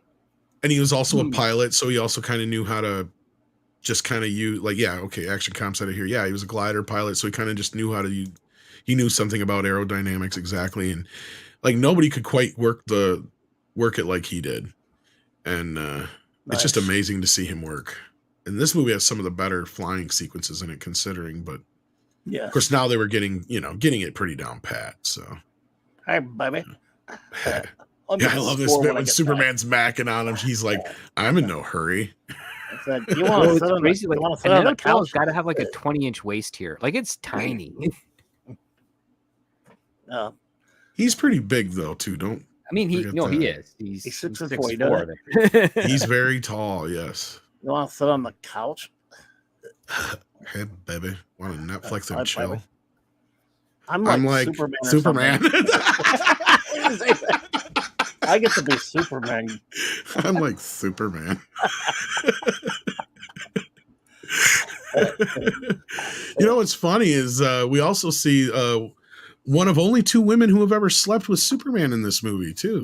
Remember the bit where he's bad Superman and he sleeps with what's her face? Yeah. It's good to be bad Superman.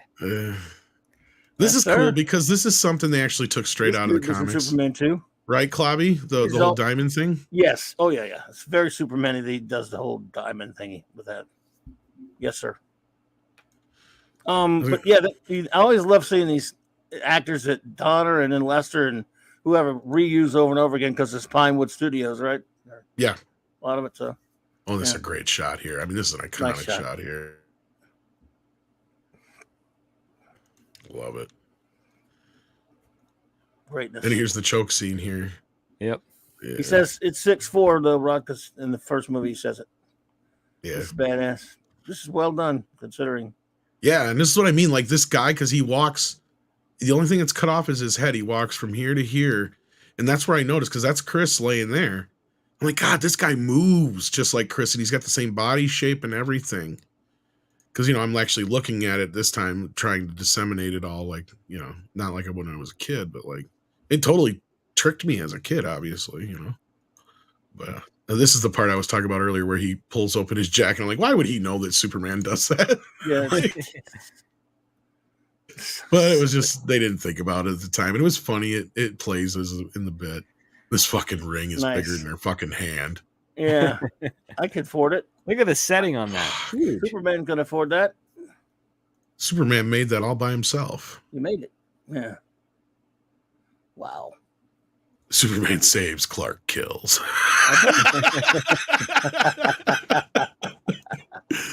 Boy, they do have these all over the place. Oh yeah, and I'm glad the marbles, the mime on the marbles, gumballs. the mime. Gumballs, yeah. It's pretty. Some of that's cringy. I'm sorry. Which is funny because I think I noticed this time they have those gumball machines pre-broken.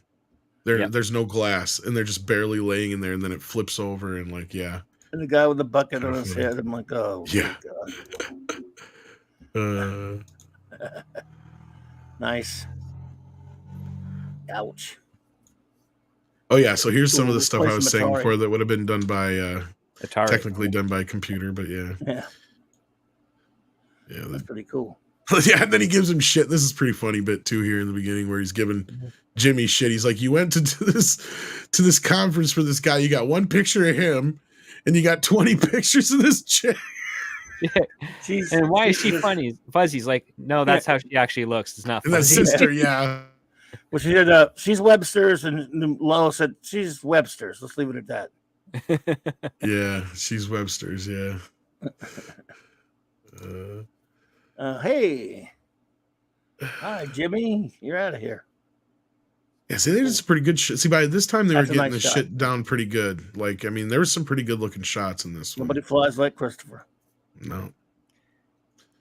Oh man, I miss real pyrotechnics in film. Gus wouldn't go down in the fucking thing. He's like, fuck that. I'll take the reliable donkey, not the balloon. See, and that's just pure humor, right? Like Yeah. that's just Right.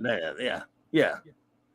I gotta imagine there was how many shots of Tim just going fucking donkey. Oh, I'm here to get some more. This is the bit I was talking about before. Yeah. I'm glad the oil didn't ignite or anything. I was thinking that too. I'm like, wait a minute here. Why didn't it ignite? Of course, because he's Superman. That's why. Because he's pretty precise. That's why. He's Superman. That's simple.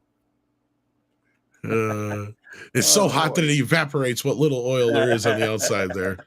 It's a non-combustible laser beam. That guy. That guy, another one. He was in all the Superman movies. Yep. This guy. Yeah, he was Superman 2. Was First he? one. Oh, yeah. Probably 4 for all I know. I'd have to watch it. And then here's the kid who played him as a little kid. Yep. As a Yeah. baby, yeah. I always love this bit. This is a classic. That scene I like. This is a scene's classic cute. scene. It's a cute Yeah. scene, yeah. Because this is something I could see in the comics. Right. Oh, yeah. Yeah, absolutely.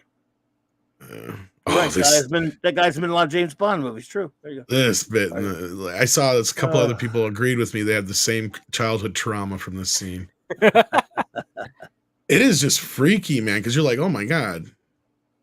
This is a kid's movie. This bitch is scary when she turns into a robot. She's scary before that, but yeah. I know, right? Then you got the weird bubble thing. This is about the at least it come from the machine this time, right? Like, because Lester was doing this kind of crap all the time in the second film. And it's just like, where is this crap coming from? You know? Yeah. But yeah. Missiles. This is probably some of the so-so shots in the movie, but like they got him flipping. This was a funny bit. I don't care what anybody says. All out of order, didn't they? Jesus. Yeah, they did. Mm. You got a little mustard on your shirt there, Jimmy. This is a pretty good effect, though, considering the hose is coming out of the back. He's on, He's on wires. Yeah. Yeah. It worked pretty well for what it was. You know. Game over. Game over, man. You're running out of rockets. And then they got that big ass rocket. Yes, the Uncle Stan's United Network Command for Law and Enforcement. And this is Calgary here. Yep. But then they got a good shot of it too, because it looks very much like a Kansas shot. It's very flat. Didn't they use Canada in the first movie too for Kansas? Mm-hmm. Yes, I think Calgary had the farm. The Kent farm is out in Calgary, and I think it's still there. At least it was, I think, when they did the commentaries. I think you're right, script. Yeah. Yes, sir. It's beautiful. It looks a lot like Wisconsin. Let's see here. We got more of that. Yeah, this is when they win the thing. The Jingo. Like, just this little bit here. Like, it's unnecessary, but it still kind of works within the context of the film. I mean, I will give them that much. A lot of the bits work. They all pay off in a way. Like, this does pay off at the end with Brad showing up out of nowhere. But can you imagine that scene with Hack Snyder? He'd have killed him. He just threw him out the window. He'd have killed him. He said, "Screw it. I'll see you down on the street, pal." Except he wouldn't even try to be funny. He would just throw him out of the window. I have this country. Almost bought the big one. If Zack Snyder had directed this movie, we would have. This scene right here. God. Oh, man. I'm sorry. You didn't like Some Richard scenes are Pryor's tough. Patton? I love Richard Pryor, but that scene makes me want to cry.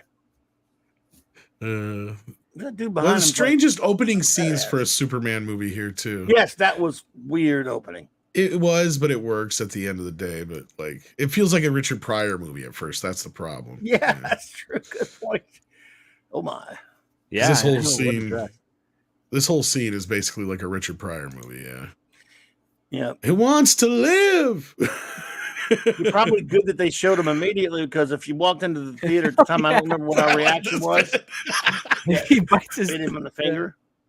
Yeah, when he tries to get the bolt. It's like he disables the computer with a screw. Because like the one screw is a connecting circuit, and he swallows it, and he's like, "Give it back!" and he just bites his thumb. It's very childish. Oh boy! But it works, because I mean, it just is. It's just hilarious though. But the machine actually figures out kryptonite, which I thought was clever. Yeah.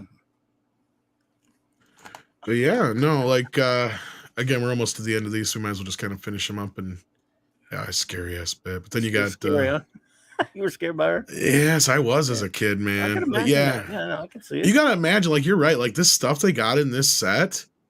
It seemed very like I was thinking of that, like these lights and everything they got in there, and all this Those stuff they are got. so those are just repurposed from the first Superman film. They just flipped them Looks upside like it, down. huh? Oh, really? Okay, that Kryptonite makes sense. crystals.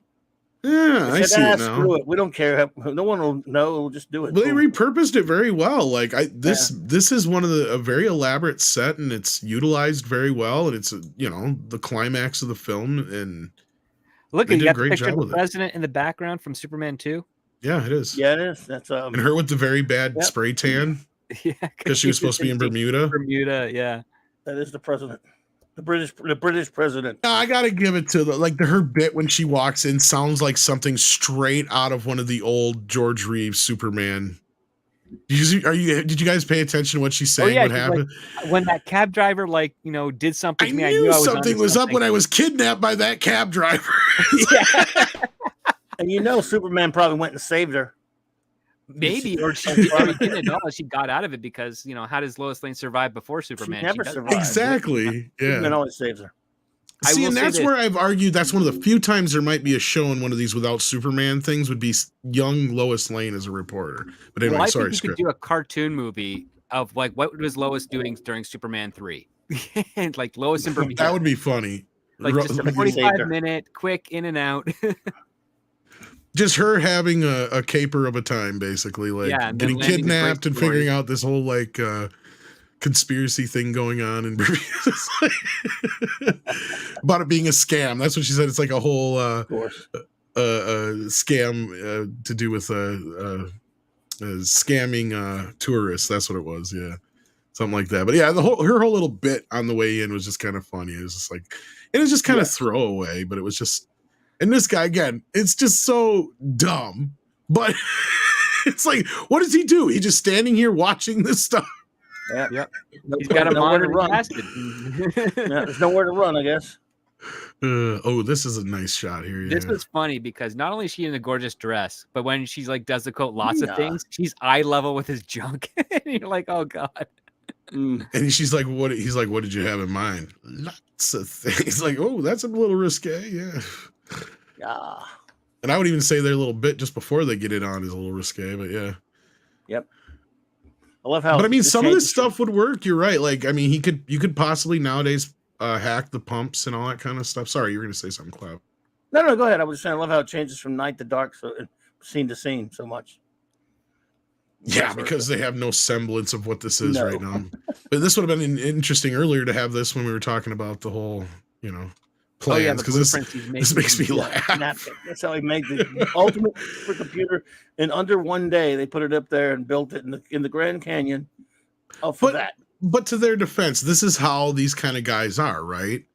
Like he's this crazy kind of like not crazy billionaire who could probably get things manufactured and put together within a matter of days. No. I mean Gus, like him putting Gus? this thing together in his head, right? Like you've seen him, he's like sitting in a bar and he's like he had this just epiphany, right? Like, and he kept putting these pieces together, and this will do this, and that'll do that. And what will this computer do? It'll do anything I tell it to do. What will it do for me? It'll do anything you tell me to tell it to do. Seems legit to me. After all, he's got some Camel's packs right there. So, well, and what's funny is my dad is the kind of person who thinks a computer can do anything too. Like that's back then we thought. I guess we all thought that. Yeah. I mean, yeah.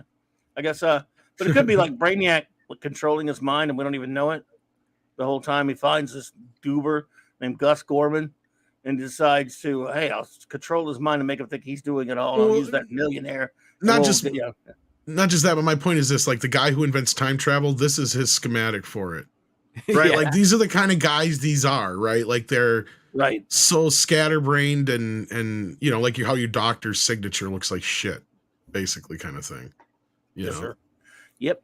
Well, that's just because every doctor's hands are frantically shaking after all the trauma they've witnessed during residency. Doc Brown did draw the flux capacitor after he fell off of his on a piece of paper. Yeah, piece of paper. That's what I'm saying. Like, he reminds me of a Doc Brown type, right? And he even doesn't realize the genius he is until he realizes he's a genius, right? Like, that's kind of the whole point of the character. And, he could never fit in anywhere else. And then he finally found his niche, which was computers. And he never knew he was that good at it until he just was playing around with one. And then now that he understands one, he's built his own. Yes, indeed. But yes, I was definitely referring to like the flux capacitor drawing kind of thing. Like, Yes. Yeah. But anyway, we got another super chat here from Mecha J, who says, I'm pretty sure after the fourth Superman movie, Quest for Peace, people probably came back around to this one. Not really. Not in retrospect. No. I don't know.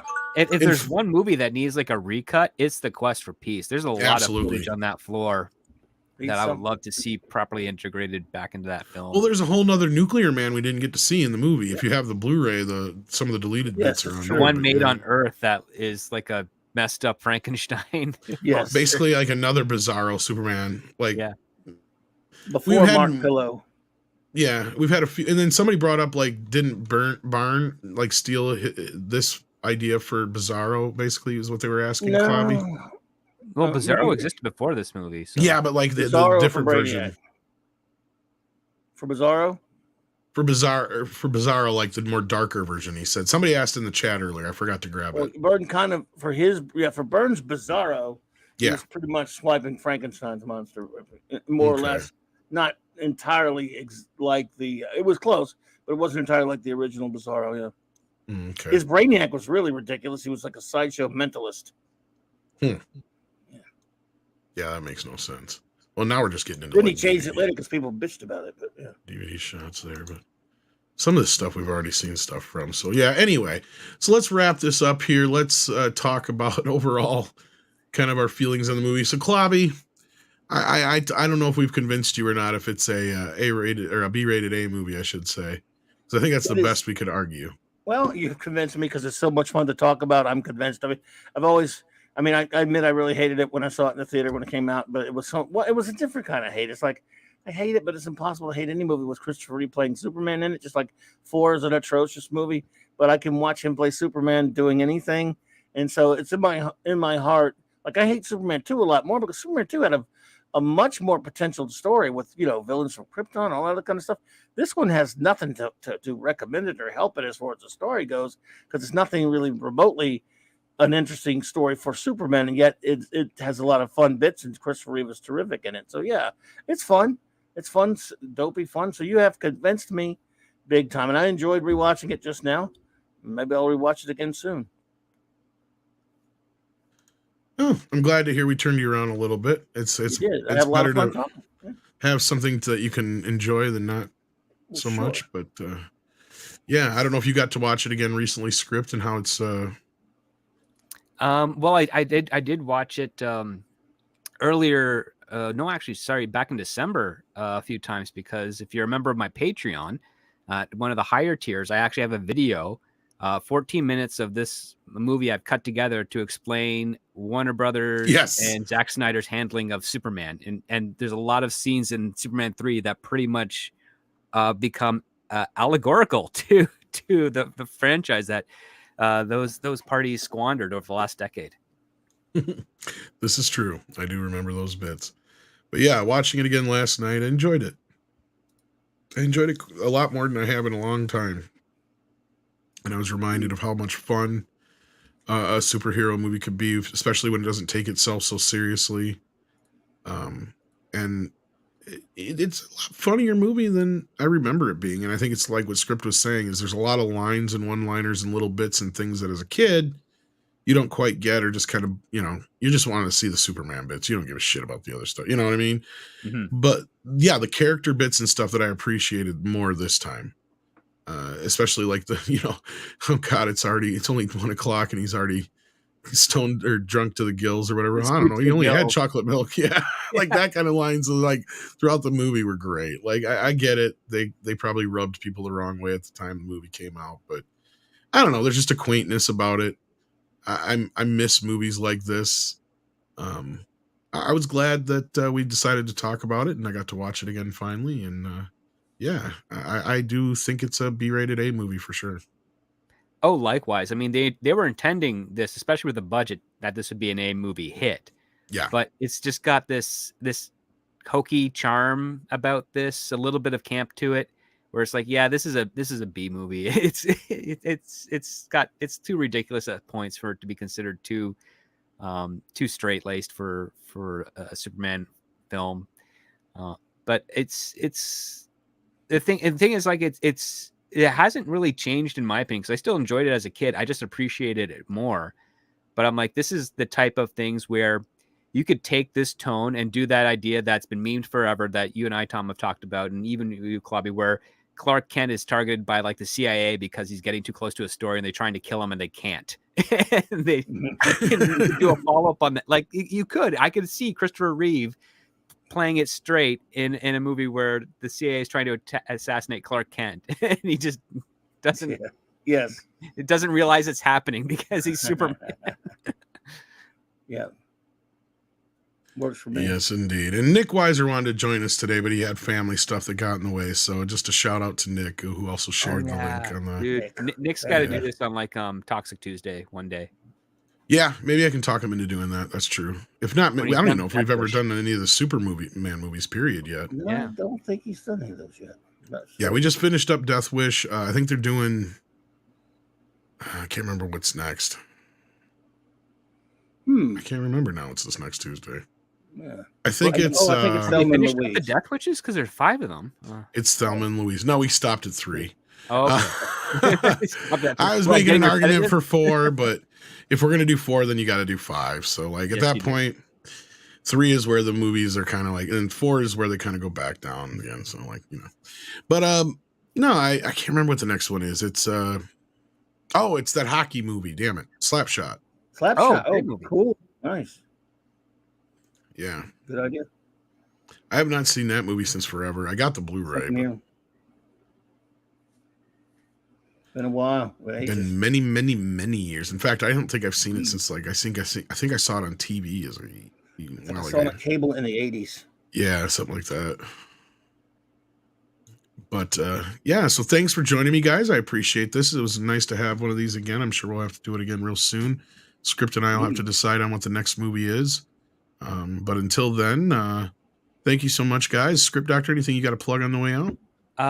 Yeah, just check out my Talking Tech and Film and Television video that dropped earlier this afternoon. I saw that. Me, Robert Meyer Burnett, and Paul Chato just shoot the breeze, talking Star Trek transporters and a bunch of other tangential subjects as well. Just geeking out over the stuff that we love. It's in the chat talking with a bunch of people. Thanks to everyone that super chatted during the show. It was a wonderful experience, and keep the comments coming because people are really enjoying these little interviews we're doing. But cool. Yeah. Clobby, what you got going on? In just about 2 hours, Saturday Night Star Trek on Clobberin Times, as always. We're review all of real Star Trek 66 through 05. Been doing it for almost 2.5 years now, and we're getting toward the end of Star Trek Deep Space Nine Season 6 with 4 more episodes tonight with my wonderful, lovely First Officer Raquel R.M. Briggs. And so, yeah, just doing that tonight. Looking forward to it. All right. Thank you for having me. We got a suggestion for RoboCop 2. We did the first one, didn't we? Definitely did both. Oh, you guys. Oh, you did one. Yeah, we did. I was thinking of Toxic. Sorry. Oh, no. Yeah. Yeah, we got to decide what we're going to do next. I usually try to come up with something that's a little more timely.